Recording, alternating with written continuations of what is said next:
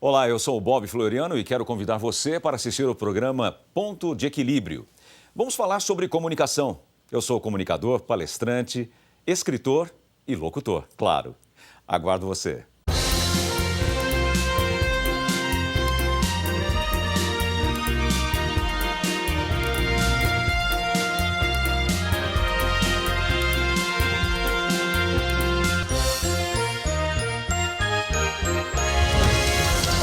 É um aparelho de comunicação exclusivamente auditivo.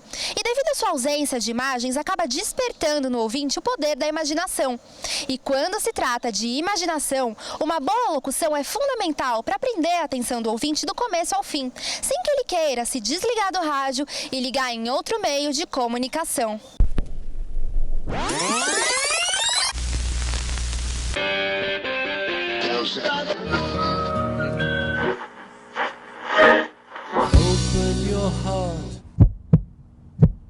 A história da locução é o tema que o pastor Denis Munhoz e seu convidado abordarão no programa de hoje. Não perca!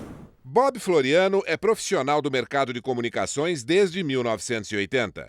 Iniciou a carreira de locutor e apresentador na Rádio Cidade e Jornal do Brasil.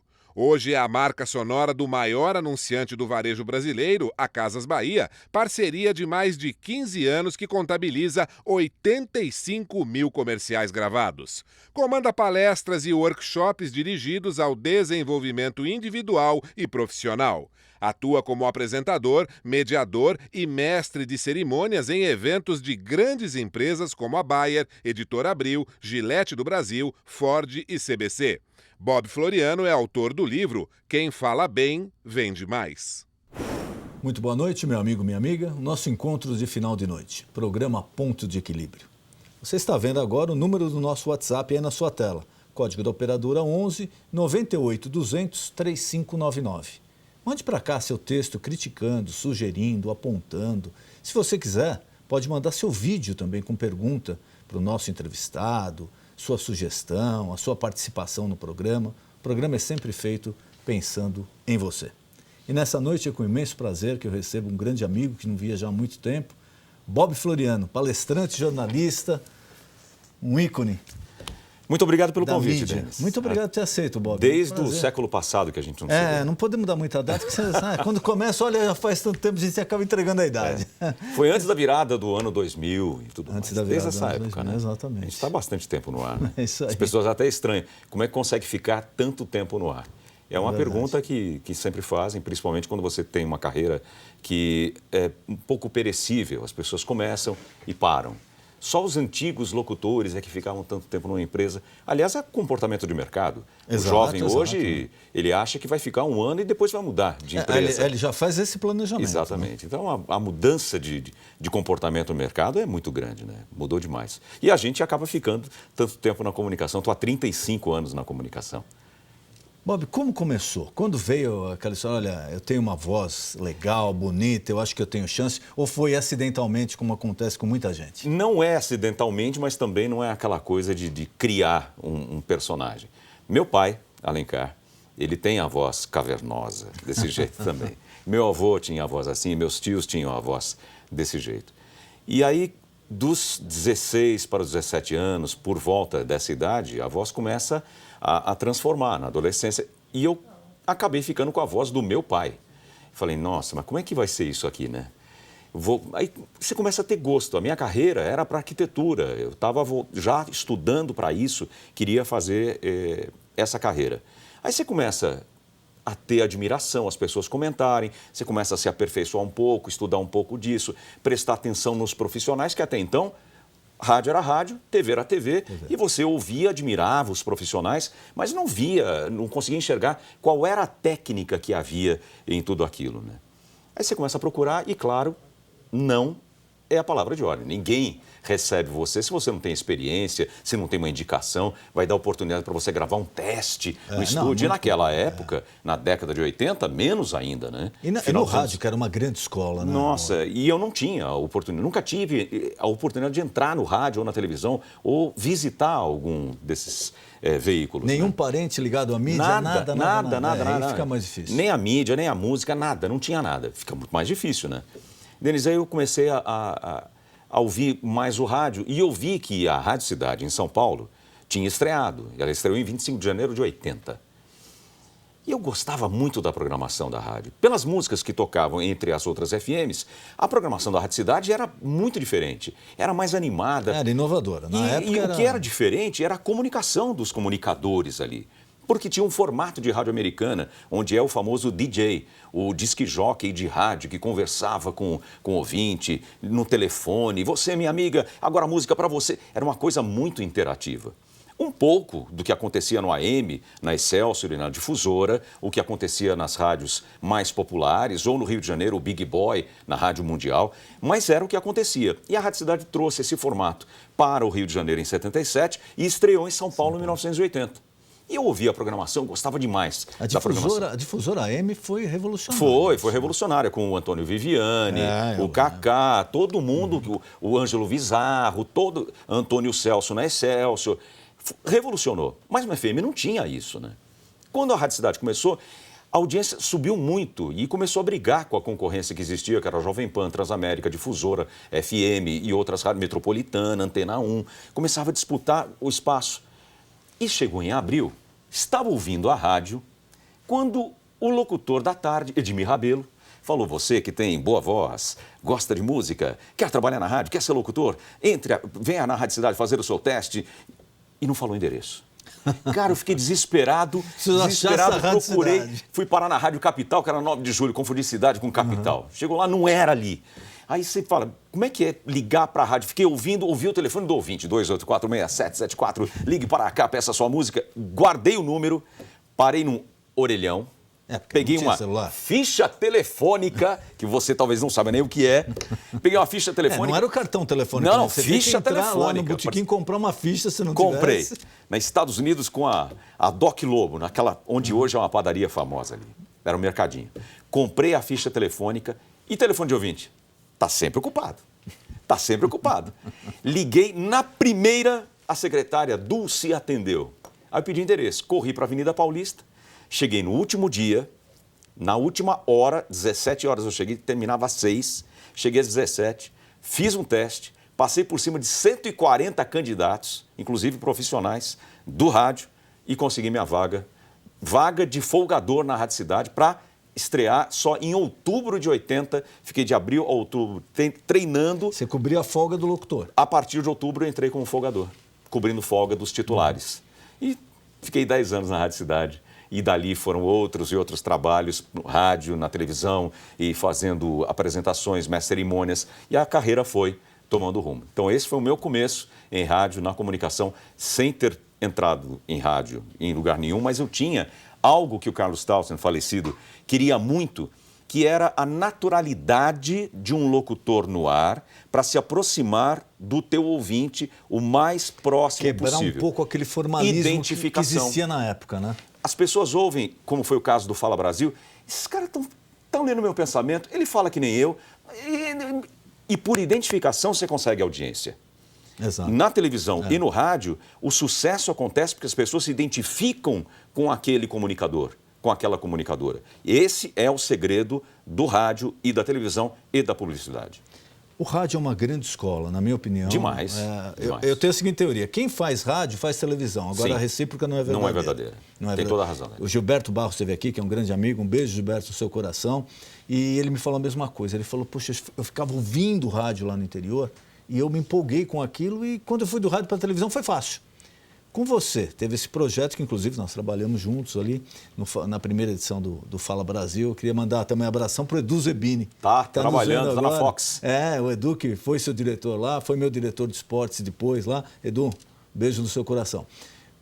Essa ida do rádio para a televisão, no Fala Brasil, como é que foi essa passagem? Não foi a primeira experiência na televisão. Eu comecei pouco depois de 80, 82, 83... com o Billy Bond, saudoso Billy Bond, também um grande fera da televisão, inventou muita coisa na televisão, fazendo um programa de apresentação que era o Show do Dia 7 na Record na época. Todo mês tinha, no dia 7, um programa com músicas e eu começava a apresentar isso gravado e o Billy Bond era que produzia. E aí foram aparecendo outras oportunidades. Mas eu digo de jornalismo. De jornalismo, eu Trabalhei na trabalhou Record em também no- 91, eu fiz telejornal na Record. Primeiro, no Jornal da Record. Foi, se não me Jornal da Record à noite, a segunda edição. Eu fazia com Carlos Nascimento. Carlos Nascimento não. Carlos, não me recordo o sobrenome dele. Apresentava o programa com ele à noite. Mas o Fala Brasil foi uma coisa que mexeu no estilo. Ali não era mais. Aí já mudou tudo. Fala Brasil transformou o telejornalismo. Já não era mais telejornal convencional de apresentador. Boa noite, 8 horas.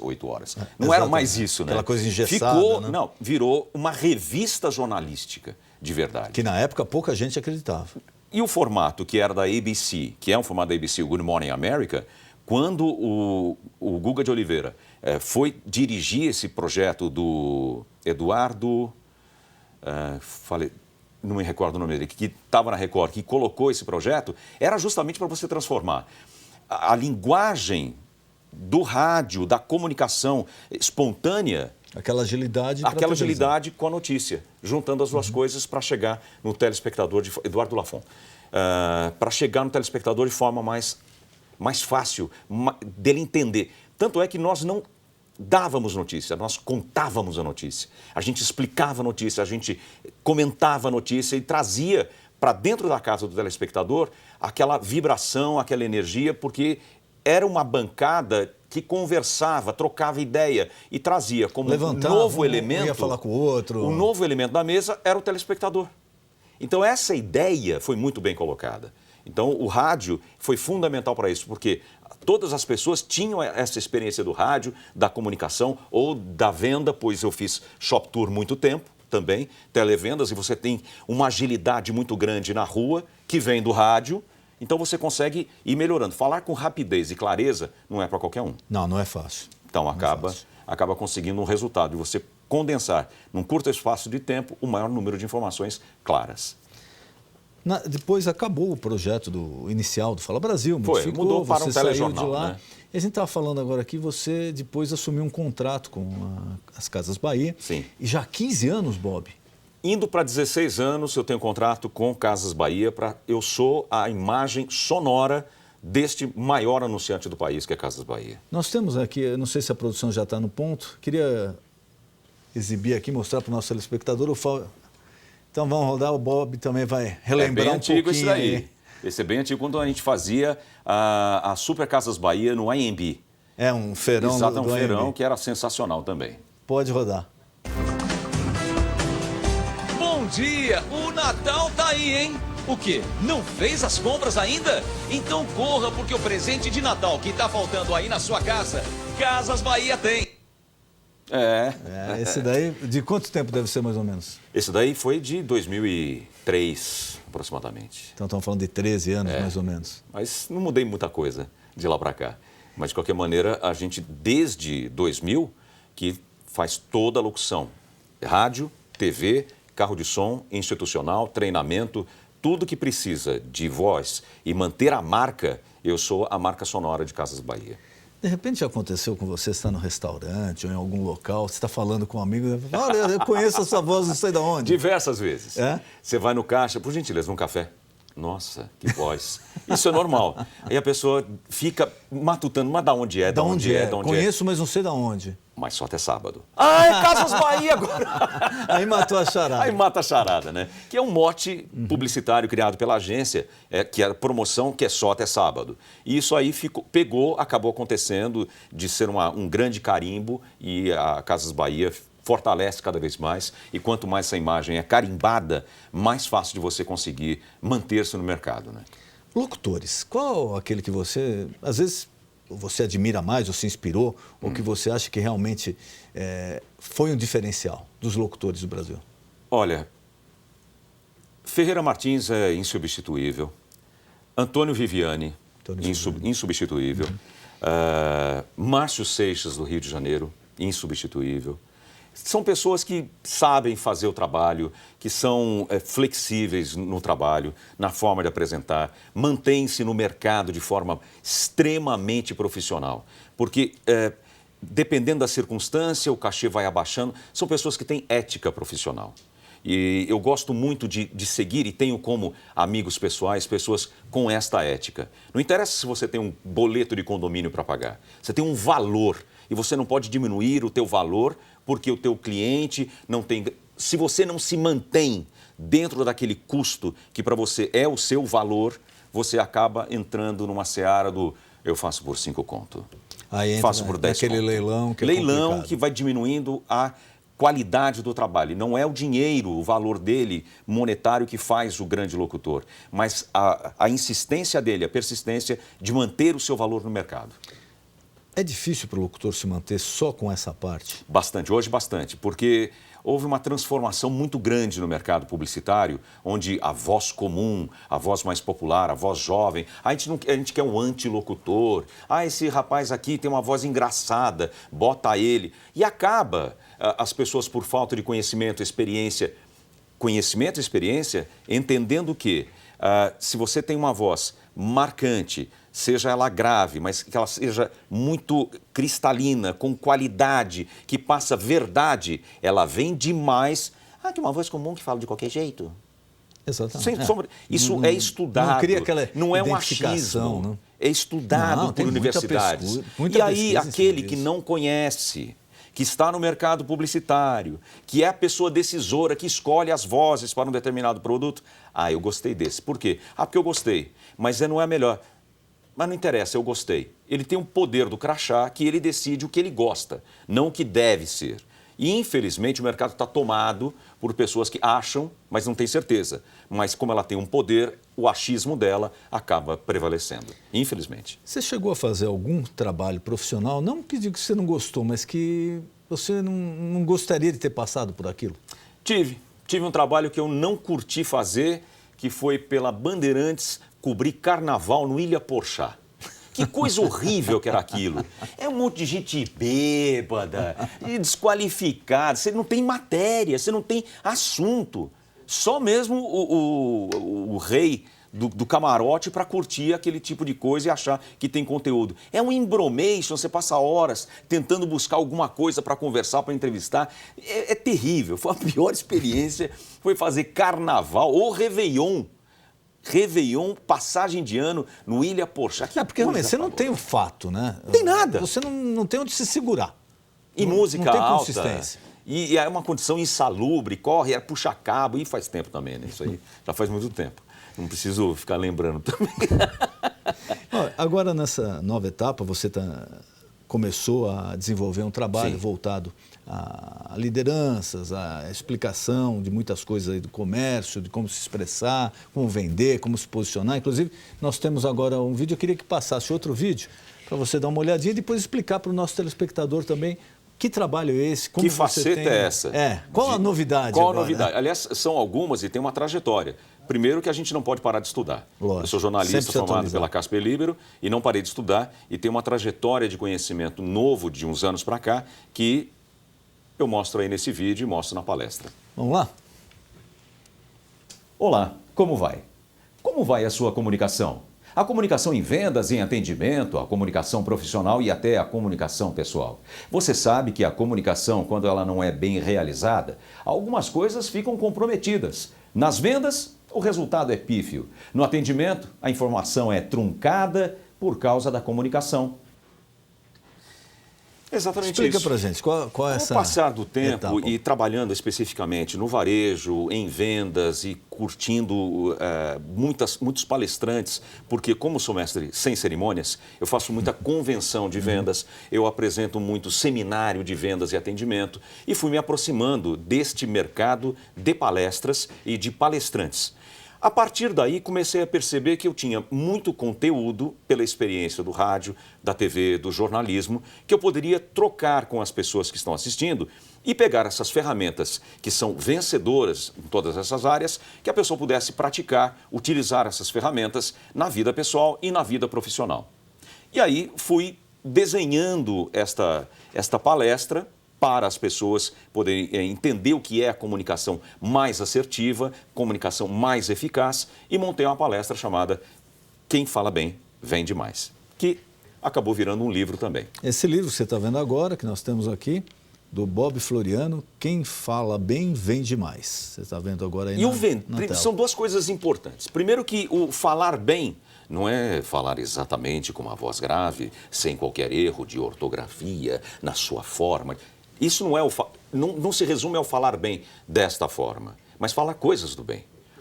Se você tem o poder de comunicação, se você tem um veículo nas suas mãos, seja rádio, televisão, publicidade, você como palestrante, você tem a obrigação de falar coisas do bem para melhorar esse mundo que a gente vive.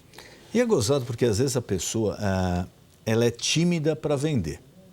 Isso é um problema sério. Eu falo porque uma época eu chefiei um departamento comercial de uma grande emissora e eu usava esse exemplo. Eu falava, escuta, quando você foi convidar a sua esposa, que hoje é sua esposa, para sair a primeira vez, como é que você fez o convite para ela? Você fez assim, olha, se você não tiver nada melhor para fazer, olha, pensa bem, eu não quero incomodar, aí a gente, quem sabe, um dia pode sair para... Então, ou você chegou e falou... Chegou chegando. Olha, eu gostei de você, queria saber se você não é comprometida, queria levá-la para jantar. Foi assim? Não, foi assim. Então, por que com o cliente você tem essa ressalva? Sim. Porque você acaba passando, na minha opinião, quando você tem a timidez ou a falta de objetividade, você não passa segurança. Se você não passa segurança numa venda, você não vende. Por isso, a comunicação mais assertiva. Você sabe para que você está fazendo cada coisa. E não é o porquê, mas o para que você faz o que você faz. Para que você vai fazer uma venda? Ah, para ganhar dinheiro. Para que você vai ganhar dinheiro? Ah, para pagar minhas contas. Para que você paga suas contas? Se você encontrar um propósito para aquilo que você faz, você vai fazer com muito mais vontade. Mas quando não se encontra o propósito e trabalha, vender 6 por meia dúzia, vender o almoço para comprar jantar, acordar porque não está dormindo, não tem propósito. Você começa a criar um propósito, uma objetividade para as coisas, você melhora facilmente a comunicação. Porque você resolve alguma coisa para alguém. E principalmente você está resolvendo para você algum problema, fazendo aquilo bem feito. Se você tem um problema e a venda vai resolver esse problema para você, você vai fazer essa venda com mais eficiência, porque você está preocupado em resolver o seu problema. E se você sabe que você resolve o problema de alguém, você também passa a ser mais eficiente na venda. Então tudo isso está colocado na minha palestra, no meu livro, a forma de você apresentar as coisas. Falar bem e falar das coisas do bem e vender mais, que não significa uma troca de dinheiro, mas o poder do convencimento.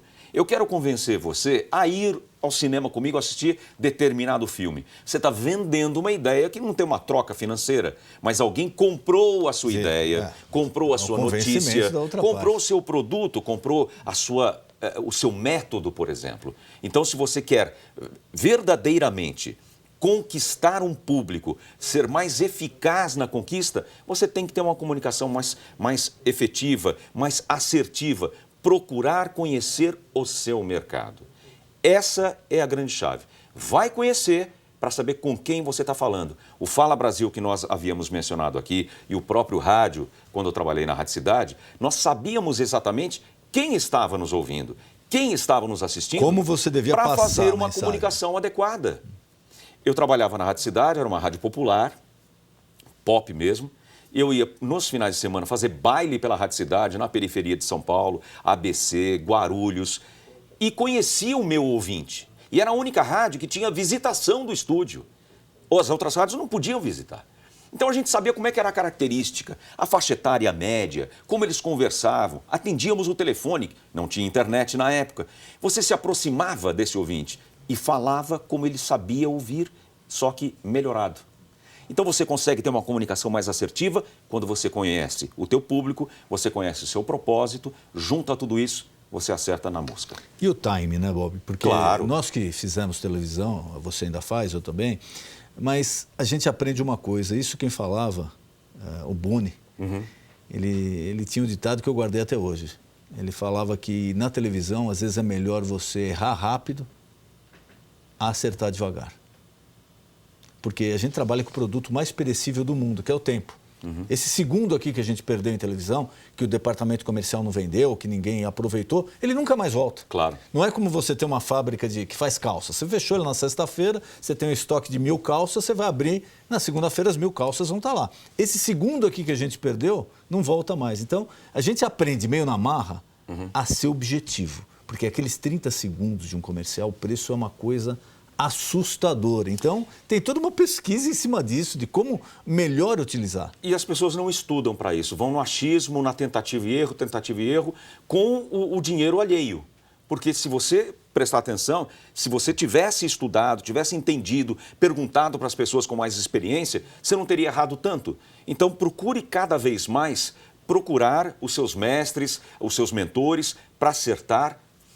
O Townsend sempre fala, tentar acertar o máximo da audiência no mínimo de suas exigências, do que fazer o contrário, acertar uma meia dúzia e agradar muito essa meia dúzia. Não adianta. Então, tentar acertar o máximo no mínimo de suas exigências. E eu fui estudando, além de jornalista, fiz minha formação em coach, a minha formação em constelação sistêmica e constelação familiar, na hipnose, fiz trabalho com o Tony Robbins nos Estados Unidos. Então, você vai aprendendo fórmulas de pessoas que têm sucesso. Cola em quem tem sucesso. Monta no cavalo e vai. Não adianta achar que vai cair do céu. Pegue os melhores líderes, os melhores mentores, os melhores autores e vai. Custa caro? Então continua aí, porque essa desculpa não dá mais certo. Temos na internet bibliotecas de graça para você acessar. Temos palestras de graça para você assistir. Temos inúmeros textos que vão ajudar você a ser uma pessoa melhor, um profissional melhor. De graça na internet. É muito melhor que Face, WhatsApp, Instagram, onde você não progride com tudo isso. Então, faça a tua parte. Vá atrás. Faça aquilo que você quer, porque ferramenta tem de sobra. Levanta da cadeira e faz. E o gozado é que às vezes a pessoa passa meia hora, uma hora e meia, 2 horas por dia no Face. Literalmente perdendo o seu tempo. Exatamente. Aí você fala, pô, mas você não aproveitou isso para fazer tal coisa? Ah, mas isso é demorado. Eu olhei lá, mas esse vídeo aí tem 40 minutos. Pô, mas você ficou 2 horas no Face?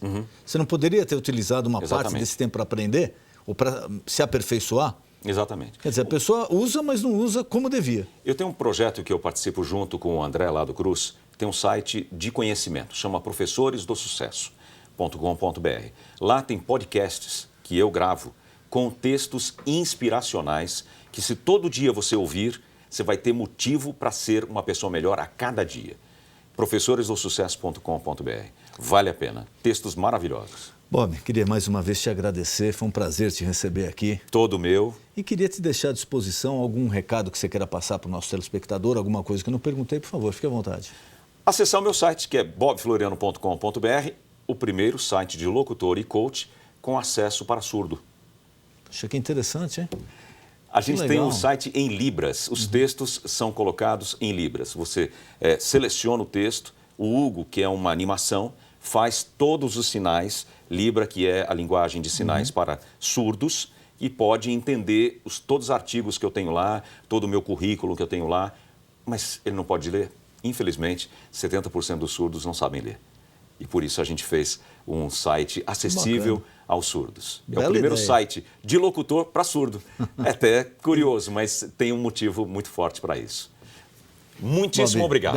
Foi um prazer enorme. O prazer foi tudo Bater nosso bola aqui contigo, uma pessoa que tem um conhecimento de televisão tão grande. Nós estamos aqui aprendendo. Isso vale muito a pena. E para você que está nos assistindo, mantenha esta vontade que inspirou você agora nessa entrevista de ser uma pessoa melhor, de ser um profissional melhor. E procure, porque opções de progresso você tem aos montes. Agora só depende de você. Muito obrigado. O nosso encontro de final de noite, programa Ponto de Equilíbrio. Boa noite.